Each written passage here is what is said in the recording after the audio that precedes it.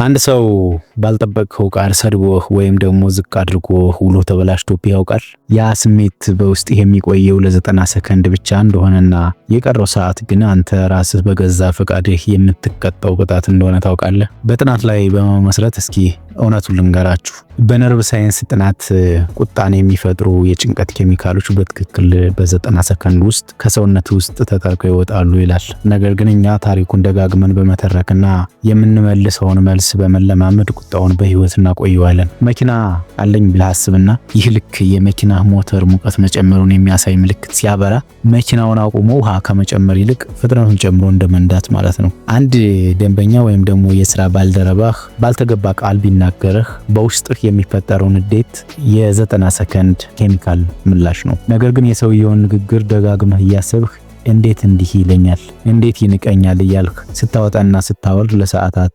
ምርታማነትህን ወይም ደግሞ ስራህን ትፈታለህ። ይህን የ90 ሰከንድ ህግ ካወቅ ንዴቱ አልፎ ምክንያታዊ ምላሽ ለመስጠት የምርጫ እድል እንዳለ ትረዳለህ። ንዴትም ሆነ ጭንቀት ልክ እንደ ጥቁር ደመና ናቸው ይባላል። ደመናው አልፎ ሰማዩ እንዲጠራ መተው ትችላለህ፣ ወይም ደግሞ ደመናው እንዲዘንብብህ ተማጽና ሰላምህን ማጣት ትችላለህ። ሁልጊዜ የተረጋጉ የሚመስሉ ሰዎች ሚስጥራቸው ይህ ነው። ደመናው መጥቶ እስኪሄድ ድረስ ሰማዩ ማለት አእምሯቸውን ማለታችን ነው፣ ዝም ብሎ እንዲጠብቅ የማድረግ ብቃት አላቸው። እስኪ በምዕራፍ ከፋፍለን እንመልከትና ምዕራፍ 1 ቁልፌን ተጫኑት የሚለውን ተረት እንመልከተው። አንተ የሪሞት ኮንትሮል አይደለህም፣ ቁልፌን እንዴት እንደሚጫኑት ያውቁበታል እንላለን። ይህን የምንለው ልክ ምንም ማድረግ እንደማንችል ሪሞቶች አድርገን ራሳችንን ስለምንቆጥር ነው። ነገር ግን አንተ ካልሰጣቸው በቀር ማንም ያንተን ቁልፍ ሊጫን አይችልም። ሌሎች ሰዎች በአንተ ስሜት ላይ አስማታዊ ኃይል አላቸው የሚለው የቁልፍ ተጫኝ ተረት እዚህ ጋር ነው።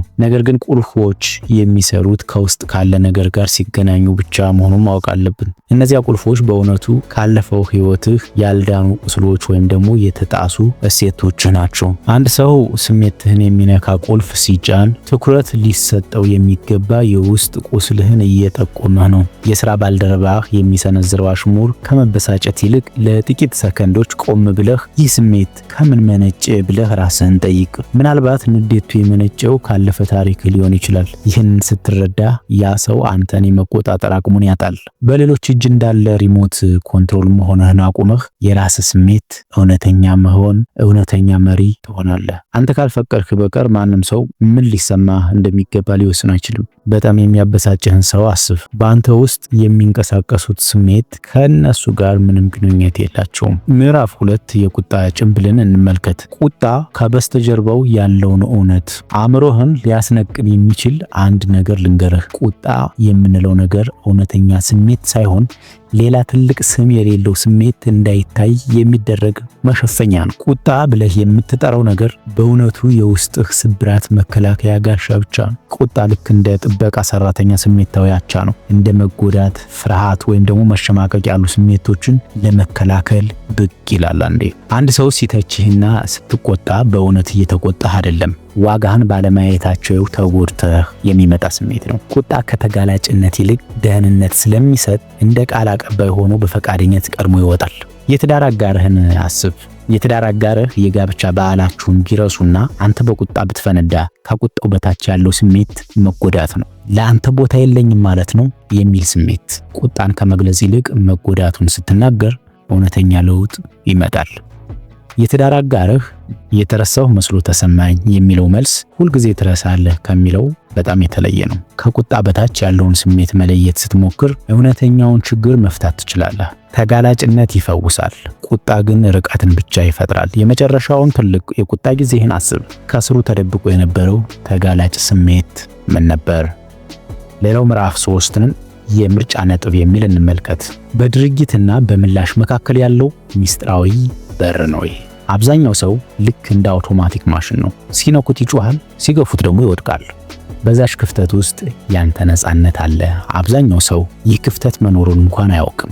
ቪክተር ፍራንክል የተባለ ሰው ይህን ስሜት የተገነዘበው በናዚ የጭንቃቃ ካምፕ ውስጥ እያለ ነበረ።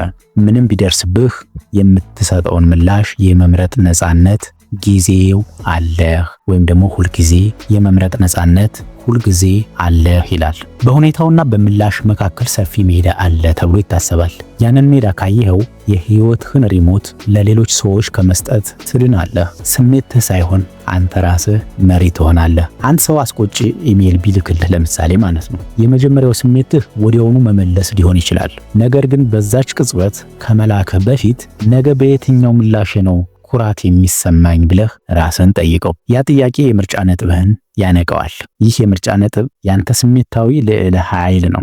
በሁኔታዎች እንደሚመታ ኳስ መሆን ወይም ደግሞ ጨዋታውን እንደሚቆጣጠር ተጫዋች የመሆን ልዩነት ማለት ነው። ምንም የማይረበሽ የሚመስል ሰው አስብና እነሱ በሚቀሰቀስ ነገርና በምላሽ መካከል ያለውን ክፍተት ተቆጣጥረዋል ማለት ነው። አንተም ትችላለህ።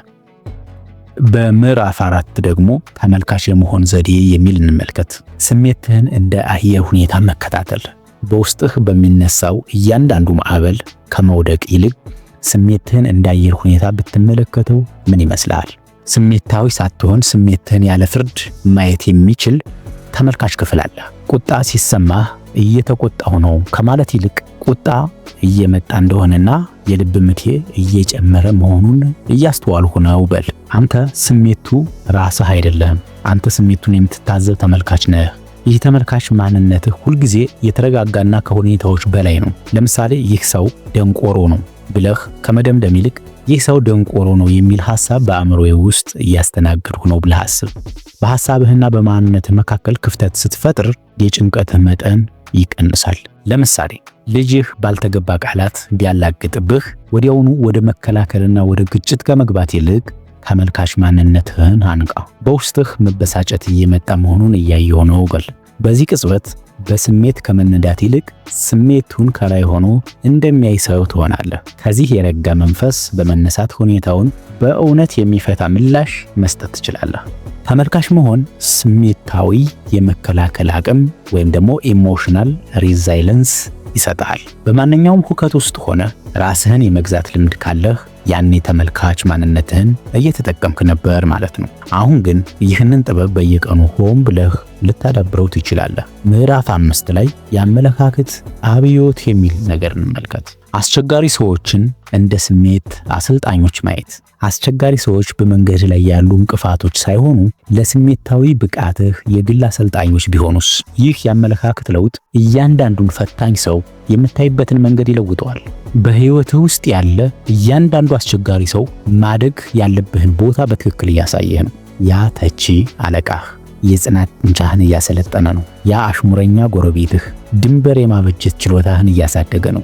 ልክ የአካል ብቃት አሰልጣኝ ጠንካራ እንድትሆን አድካሚ ልምምድ እንደሚያሰራሁ ስሜታዊ አሰልጣኞችም ስሜታዊ ጥንካሬህን ይገነባሉ። ያ የሥራህን በቅርብ የሚከታተል አለቃህ ዛሬ 15ኛ ኢሜሉን ቢልክ አያምነኝም ብለህ ከማሰብ ይልቅ በጫና ውስጥ ሆኜ መረጋጋትን እንድለማመድ እየረዳኝ ነው ብለህ ሞክር። በድንገት ይህ የግል ጥቃት መሆኑ ቀርቶ ስሜታዊ ጥንካሬ ማግኛ ልምድ ይሆናል። በጉጉት ምላሽ መስጠት ትጀምራለህ። በዚህ ፕሮጀክት ላይ መተማመን እንዲሰማህ ምን ያስፈልጋል? አስቸጋሪ ሰዎች አሰልጣኞች ሲሆኑ ተጎጂ መሆንህን አቁመህ ተማሪ ትሆናለህ። እያንዳንዱ ግንኙነት ስሜትህን የምታሳድግበት ዕድል ይሆናል። በጣም ፈታኝ የሆነውን ግንኙነትህን መርምር። ያ ሰው ምን አይነት ጥንካሬ እንድታዳብር እየረዳህ ነው? አዲስ ነገር ከተማርክ ላይክ፣ ሼር እና ሰብስክራይብ አድርግ። ምዕራፍ 6 የድንበር ንድፍ የሚል ነገር ልንገራችሁ። ሰላምህን ያለ ግንብ መጠበቅ። ድንበሮች ሰዎችን ለማራቅ የሚሰሩ ግንቦች አይደሉም፣ እነሱ በሮች ናቸው። አንተ ደግሞ የደጅ ጠባቂው ነህ። ራስህን ወደ ምሽግ ሳትቀይር ጉልበትህን እንዴት መጠበቅ እንደምትችል ይሁን ለመንገዱ። ጤናማ ድንበሮች ልክ እንደ ቆዳህ ናቸው። ጥሩ ነገሮችን ያስገባሉ፣ ጎጂ ነገሮችን ደግሞ ያስወጣሉ። የምትቀበለውንና የማትቀበለውን ነገር በግልጽ ማሳወቅ ብቻ ነው የሚያስፈልግህ። መበሳጨትህን እረዳለሁ፣ ግን መጮህን አልቀበልም። ስትረጋጋ እንነጋገር በል። ይህ ጥቃት ሳይሆን ራስን ማረጋገጥ ነው። ጓደኛ ሁልጊዜ ቅሬታ የሚያቀርብ ግን መፍትሄ የማይፈልግ ቢሆን ከመበሳጨት ይልቅ ድንበር አበጅ። አስብልሃለሁ ግን መፍትሄ መፈለግ ካልፈለግ ስለዚህ ችግር ለ5 ደቂቃ ብቻ ነው ማዳመጥ የምችለው በል። በድራማቸው ሳትቃጠል ስሜታዊ ጉልበትህን እየጠበቅክ ነው። ድንበሮች ለሰዎች በእውነት የመርዳት አቅምህን ያቆዩልሃል። ካልተሞላ ኩባያ ላይ መቅዳት አንችልም። ጉልበትህን የሚመጥንህን ሰው ለይ። ከእነሱ ጋር ሰላምህን ለመጠበቅ ምን አይነት ድንበር ያስፈልግሃል? ወደ ምዕራፍ 7 እንሸጋገር። የጊዜ እረፍት ወይም ደግሞ የእፎይታ ጊዜ የሚል እናገኛለን። ስልታዊ ማፈግፈግና መሸሽ ሁለት ነገሮች። በስልታዊ ማፈግፈግና በመሸሽ መካከል ልዩነት አለ። አንዱ ጠንካራ ያደርግሃል፣ ሌላኛው ደግሞ ደካማ። የትኛውን እያደረክ እንደሆነ የምታውቅበት መንገድ ይሄውልህ መንገዱ። አንዳንድ ጊዜ ማድረግ የምትችለው ትልቁ ነገር ከሚያበሳጭ ሁኔታ ለጊዜው ራስን ማራቅ ነው። ይህ ድክመት ሳይሆን ጥበብ ነው። ለነርቭ ስርዓትህ ራስን የማስተካከያ ጊዜና ለጭንቅላትህ የማመዛዘኛ ክፍል እንደገና ወደ ስራ የመመለሻ ጊዜ እየሰጠኸው ነው። ከዚህ ንግግር እረፍት ያስፈልገኛል፣ በስሜት ሳይሆን በማመዛዘን መመለስ ስችል እንቀጥል ማለት ይልመድብህ። ሁኔታውን እየተወው አይደለም፣ ይልቁንም በብልሃት ለመቅረብ እየተዘጋጀ ነው። ለምሳሌ በትዳር አጋርህ የሥራ ጫና ላይ ያለህ ስሜታዊ ጉዳይ ቢነሳ ከመጮህ ወይም ደግሞ ዝም ብሎ ከመዝጋት ይልቅ እንዲህ በል፣ ይህ ንግግር ለእኔ አስፈላጊ ነው ወይም ደግሞ ለትዳራችን አስፈላጊ ነው፣ ግን አሁን ባለሁበት ሁኔታ ውስጥ ሆኜ ማውራት አልችልም። ከራት በኋላ ብናወራስ አይሻልም? ርዕሱንም ሆነ ስሜታዊ አቅምህን እያከበርህ ነው። እንዲህ ያሉ እረፍቶች ለመጠገን ሳምንታት የሚወስድ ጉዳይን ይከላከላሉ። የ5 ደቂቃ ክፍተት የሰዓታትን የማጽጃ ንግግሮች ያድናል። ሁላችንም በንዴት ቅጽበት በኋላ የምንቆጭበትን ነገር ተናግረናል። የጊዜ እረፍቶች እነዚያን አፍታዎች ይከላከላሉ። ሁሉም ሰው አልፎ አልፎ እረፍት ያስፈልገዋል። የበሰለ አቀራረብ ደግሞ እረፍቱን ዝም ብሎ ከመውሰድ ይልቅ መጠየቅ ነው። ንግግርህ የተበላሸበትን ጊዜ አስታውስ። አንድ የጊዜ እረፍት ሁሉንም ነገር ሊቀይረው ይችል ነበር። ወደ ምዕራፍ 8 እንለፍ። ንዴትህን የሚቀሰቅሱብህ ወይም ደግሞ የሚነኩብህ ካርታ ዘዴ። ስሜታዊ ፈንጂዎችህን ወቅ። ስሜቶች ወይም ደግሞ ድክመቶች ምንድናቸው የሚለውን ማለት ነው። በፈንጂ መሬት ላይ ዓይንህን ታስረህ አትራመድም። ታዲያ ስሜታዊ ቀስቃሾችህን ሳታውቅ ለምን በግንኙነት ውስጥ ትጓዛለህ? ፈንጂዎችህን ካርታ የምታወጣበት መንገድ ይሄውልህ፣ ወይም ደግሞ ድክመቶችህን የምታወጣበት መንገድ ይሄውልህ። ቀስቃሾችህ ድንገታዊ አይደሉም፣ መልክ አላቸው ይባላል።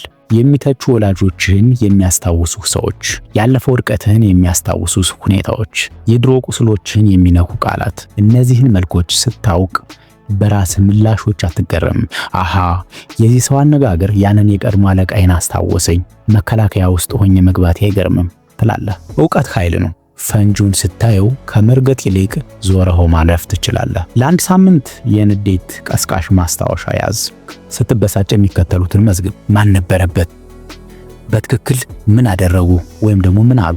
ምን አስታወስክ? መልኮቹን ማየት ትጀምራለህ። ሁልጊዜ ትዕግስት በሌላቸው ባለስልጣናት እበሳጫለሁ ወይም ደግሞ አሽሙር ሁልጊዜ ይነካኛል፣ ምክንያቱም ወንድሜ ሊጎዳኝ ይጠቀምበት ነበር ትላለህ ማለት ነው። ቀስቃሾችህን ስታውቅ ትዘጋጅባቸዋለህ። ዝግጅት ደግሞ ንዴትን ወደ የታሰበበት ምላሽ ይቀይረዋል። ተገፊ መሆን አቁመህ ንቁ ትሆናለህ። ሁሉም ሰው ስሜታዊ ቀስቃሾች አሉት። አብዛኛው ሰው ግን አይረዳቸውም። አንተን መረዳት ስሜታዊ ብልህነት ነው። ምን ጊዜም የሚቀሰቅስህን ነገር አስተውል። ምን መልክ ታያለህ? ያ መልክ ያንተ የነጻነት መንገድ ካርታ አለው። ምዕራፍ 9ን እንመልከት። ርህራሄ የታከለበት ርቀት። የሰውን ስሜት ሳይሸከሙ ማሰብ። የሰውን ስሜት ሳትሸከም ለሰው ማሰብ ትችላለህ። የሰውን ድራማ ሳትኖር ሰውን መውደድ ትችላለህ። ሚዛኑን የምታገኝበትን መንገድ ይሄውልህ። ርህራሄ የታከለበት ርቀት ማለት ልብህን ክፍት አድርገህ ስሜታዊ ድንበርህን መጠበቅ ማለት ነው። የሰውን ስቃይ ሳትመጥ፣ ይሄ ከንፈር መምጠጥ የምንለው ማለት ነው፣ ሳትመጥ መመልከት ትችላለህ። ልክ እንደ ዋናተኛ ዳኝ ማለት ነው። የህይወት አድን ገመድ ትወረውራለህ እንጂ አብረሃቸው አትሰምጥም መቼም። ለምሳሌ ጓደኛ በከባድ የህይወት ፈተና ውስጥ ሆና ሁልጊዜ ብትደውልልህ ንዴቷንና ስቃይዋን በራስህ ላይ ከመጫን ይልቅ እንዲበላት። በዚህ አስቸጋሪ ጊዜ አጠገብሽ መሆን ፈልጋለሁ፣ ነገር ግን ሁለታችንም እንዳንሰምጥ፣ ወደ ድብርቱ ወደ ችግሩ እንዳንገባ ማለት ነው። በሳምንት 2 ቀን በደንብ የምናወራበት ጊዜ እንመድብ። በሌላው ቀን ግን አዎንታዊ ነገሮች ላይ እናተኩር። በራስህ ሳትቃጠል ሌሎችን መርዳት የምትችለው እንዲህ ሲሆን ነው። ምክንያቱም የተቃጠለ ረዳት ማንንም ሊረዳ ስለማይችል። የመጨረሻ ምዕራፋችን ምዕራፍ 10 የታሪክ ገቺ የሚል ነገር ልንገራችሁ። ከጭንቅላት ትረካዎች ነፃ መውጣት ማለት ነው። ይሄ ደግሞ አንተ የምትኖረው እውነታውን ሳይሆን ስለ እውነታው ያለህን ታሪክ ነው። ታሪኩን ቀይረው። ስሜታዊ ተሞክሮ ይቀየራል። የውስጥ ትረካ አርታኤ የምትሆንበት መንገድ ይኸውልህ አንድ ሰው በቆሰቆሰህ ቁጥር ወይም ደግሞ ስሜትን በነካ ቁጥር አእምሮህ ታሪክ ይፈጥራል። አያከብሩኝም፣ ሊቆጣጠሩኝ እየሞከሩ ነው ትላለህ። ነገር ግን እነዚህ ትርጓሜዎች እንጂ እውነታዎች አይደሉም። ያነጋገራቸው መድረቅ መጨነቃቸውን እንጂ አንተን አለመውደዳቸውን ባያሳይስ? ለራስህ የምትነግረው ታሪክ ስሜትህን ይወስነዋል። አለቃህ በኢሜል አስተያየት ቢሰጥህ የምትፈጥራቸው ታሪኮች። ታሪክ 1 ስራዬን ጠልተውታል፣ ያባረሩኝ ነው። ውጤቱስ ጭንቀትና መከላከል ይሆናል። ታሪክ 2 ስራ በዝቶባቸዋል፣ ስራዬ እንዲሻሻል በቶሎ ሊረዱኝ ፈልገው ነው። ውጤቱስ ጉጉትና ምስጋና። ያው ኢሜል፣ የተለየ ታሪክ፣ ሙሉ በሙሉ የተለየ ስሜት። የታሪኮችህ ንቁ ተመልካች ስትሆን የትርጓሜዎችህ ተጎጂ መሆንህን ታቆማለህ። የራስህ ተሞክሮ ንቁ ፈጣሪ ትሆናለህ ማለት ነው። በሌላ በኩል በቅርቡ በሆነው መበሳጨት ላይ አስብ። ለራስህ ምን ታሪክ ነገርህ? ሌላ ምን ታሪክ ልትነግር ትችል ነበረ? ወደ ማጠቃለሉ ስንሄድ ዕውቀት ያለ ተግባር መዝናኛ ብቻ ነው የሚሆነው።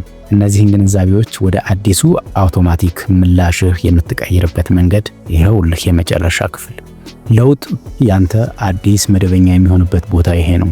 ለውጥ የሚመጣው በተከታታይ ልምምድ እንጂ በአንድ ቀን ፍጹምነት አይደለም።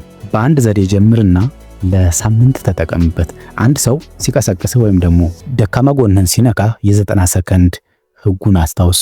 ምላሽ ለመስጠት ስትቸኩል የምርጫ ነጥብህን ፈልግ። እያንዳንዱ አዲስ ምላሽ በመረጥህ ቁጥር በሚቀጥለው ሳምንት አእምሮህን በድጋሚ እየቀረጽከው ነው። አንድ ዘዴ ብቻ ምረጥ።